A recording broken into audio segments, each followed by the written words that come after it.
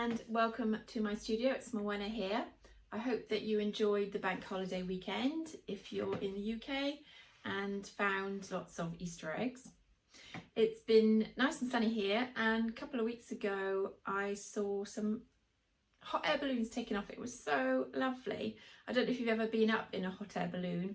If not, it's a really amazing experience. If you get the chance to do it, take it. It's really lush.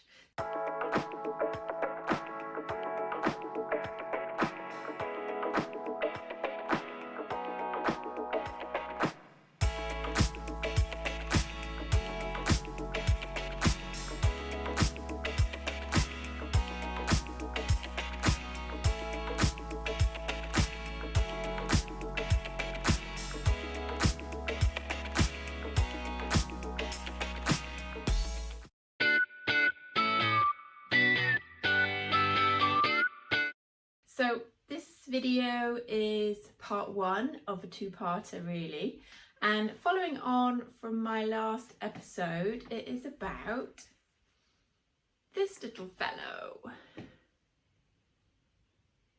As you can see, it's got body now and trousers,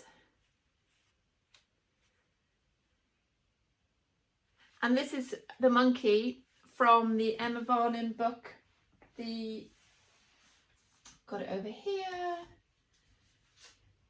Cute Crocheted Wild Animals, and I've done a bit of a flip through the book because there's lots of really cool patterns in it, and I thought it'd be nice to share that if you're considering getting this book, so you can have a look at that. I'll include that in a little bit later on.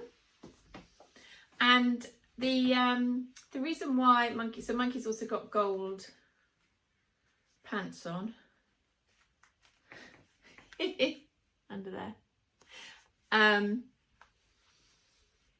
I was watching a YouTube episode from Pamela of Ginger Cat Crochet, and she had set a challenge to crochet something from your childhood memories. Now, she'd crocheted a really cute Rupert the Bear, and it didn't occur to me that this monkey was going to turn into who it's going to turn into until I'd watched that video. So I missed the deadline, unfortunately, which was the 31st of March. So I knew I wasn't going to make it, but I still wanted to reference her idea because it's what inspired me to then turn this monkey into, can you guess who it's going to be?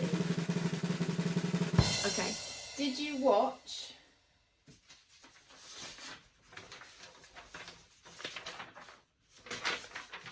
this growing up?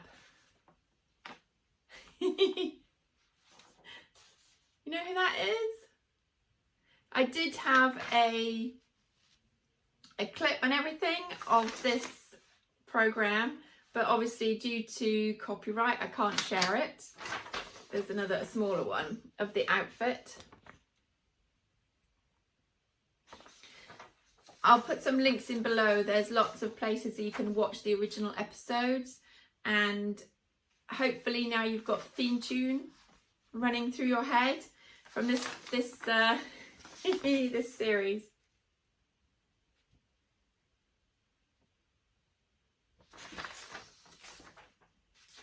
So far I've managed to match pretty much, I think, the trousers pretty good. I had to adjust the pattern because I used a different yarn, and also I needed to make the hole for the tail bigger. I've yet to make the tail, but I'll be making the tunic and the belt and all the other bits and pieces to go with Monkey's outfit. And I'm using the yarn that I've got, so it's not going to be a perfect match.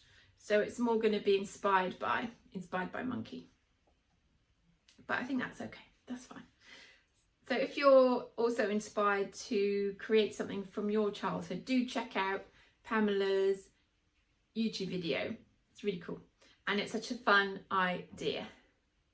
I've also included some of the progress images, and I did do a few different faces.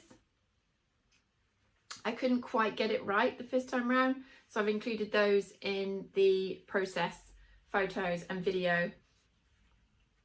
And I also did a slightly different way of joining the head. I don't know about you, but sometimes I find joining the heads really difficult and fiddly. But what I did this time was I took a needle and then put the stitches in and then gradually pulled them tighter. But there's also a little clip of that coming up.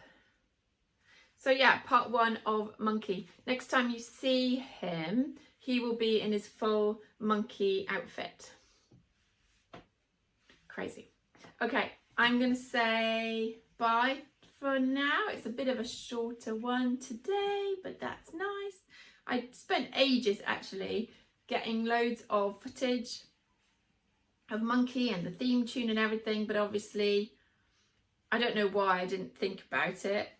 It's copyrighted, so I wasn't able to include it in this video. But if you know Monkey, you know. I will see you next time with a completely outfitted monkey. Okay, see you then. Bye-bye.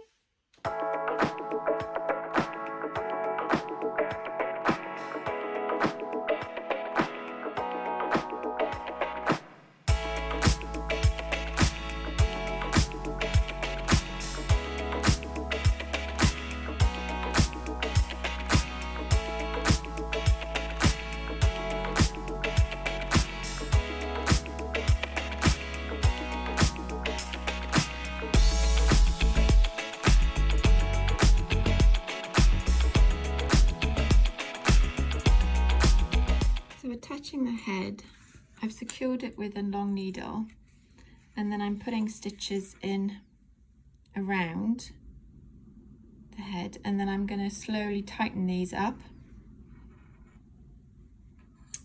and that should make it a bit easier to attach the head, because I do find attaching the head's a bit fiddly.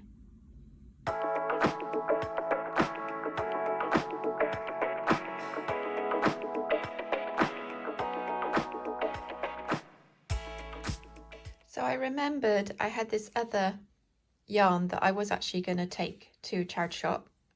It's a acrylic blend that I bought a couple of years ago from charity shop actually. And I realised that the cotton ones I think were too thick and I needed to make them a lot smaller. Then I remembered about this this yarn, which I think is a pretty good match. And it's going to have a better feel, I think, to go with the body. And it won't be as chunky, because I think the other thing with the cotton was a bit too thick. It was too thick, really. And then for the tunic, I don't have a colour exactly like this. I've either got a really bright red or really sort of dark red. But I've got this blended stuff, which is pretty good, I think. And then I could do a bit of a gold edge. I might use a smaller crochet hook for the gold edge, but I think that'll be okay, because I want to use the stuff I've already got. I don't want to buy any new materials to do this, to make this outfit. And I think that goes really nicely with the colours. So I'll have to work out the pattern to make this sort of tunic. It's got slightly wider arms, so I've got some thinner black yarn for that. And then I'll do the main part in this blend with a sort of a gold edge to represent the embroidery, I think, on that. And you can see on this picture here, it's a cross, so it's a crossover top. So I just need to make it slightly wider or slightly shaped so it can go across like that, I think. And then I'll make the belt.